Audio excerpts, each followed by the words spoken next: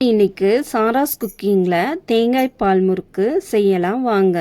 கடாயை சூடு பண்ணி அதில் 1/2 கப் உளுந்து 2 ஸ்பூன் பாசிப்பருப்பு சேர்த்து லைட்டாக வறுத்து மிக்ஸி ஜாரில் நல்லா மாவு மாதிரி அரைச்சி எடுத்துக்கலாம். ஒரு பாத்திரத்தில் 2 கப் அரிசி மாவு, அரைச்ச உளுந்து மாவு, ஜீரகம் 2 ஸ்பூன், எள்ளு 2 ஸ்பூன், சால்ட்டு, அதில் 2 ஸ்பூன் நெய் சேர்த்து கலந்துக்கலாம்.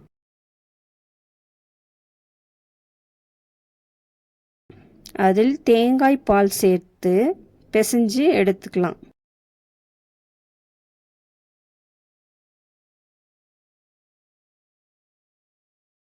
ஒரு கடாயில் ஆயில் சூடு பண்ணி கரண்டியில் எந்த ஷேப்பில் வேணுமோ பிழிஞ்சு ஆயிலில் பொரித்து எடுத்துக்கலாம்.